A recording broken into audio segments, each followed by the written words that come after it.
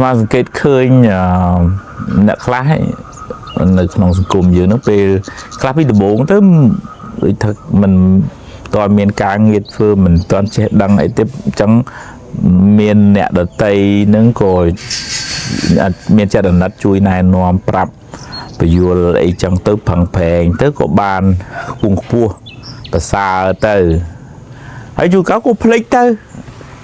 ពេលម្លឹកទៅក៏ដោយសារតែខ្ញុំដោយសារតែខ្លួនឯងនឹងប្រឹងមកបានហើយក៏មិនផ្ដល់តម្លៃដល់អ្នកដែលបានជួយខ្លួនឯងនឹងវាឆាប់ភ្លេច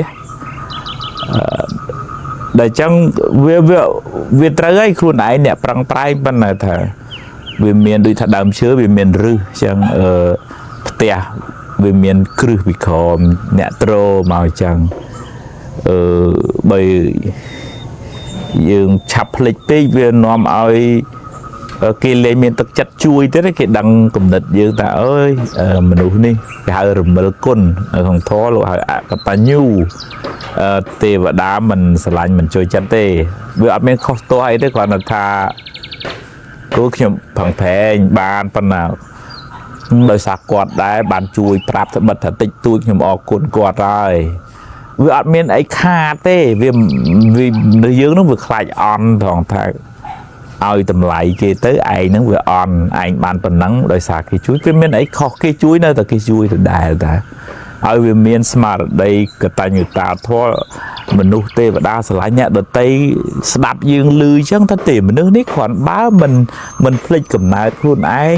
នៅដឹងគុណដល់អ្នកដែលធ្លាប់ជួយអញ្ចឹងអ្នកដតីគេស្រឡាញ់គេចូលចិត្តគេសែបគប់ជាមួយគេមានឱកាសមាន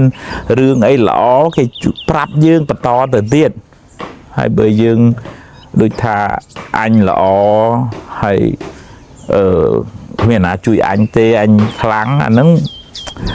វាដូចថាបិទបនណាបិទបនបិទឱកាសសម្រាប់អ្នកដតីឬក៏ម្ចាស់ដែលធ្លាប់ជួយហ្នឹងគេលែងចង់ជួយទៀតហើយអាហ្នឹងទេវតាមិនស្រឡាញ់មិនចូលចិត្តហើយមិនចម្រើនទេក្នុងមង្គលព្រះអង្គសម្ដែងពីកតញ្ញូតាធម៌មិនមែនតែធ្វើចំពោះឪពុកម្ដាយទេអ្នកដែលធ្លាប់ជួយយើងនឹងក៏ត្រូវសម្ដែងការតបស្នងសងគុណនឹងទើបបានចម្រុងចម្រើនមានឱកាសអភិវឌ្ឍខ្លួនឲ្យបានខ្ពង់ខ្ពស់ប្រសើរហើយមានពេលវេលាអរគុណគាត់ទៅមានអីអាចជូនបានក៏ជូនទៅតាមកម្លាំងសទ្ធាជ្រះថ្លារបស់យើងអាហ្នឹងបានសេចក្តីសុខសេចក្តីចម្រើននៅក្នុងចិត្តហើយបុណ្យកុសលនឹងជួយយើងឲ្យបានចម្រុងចម្រើនទៅ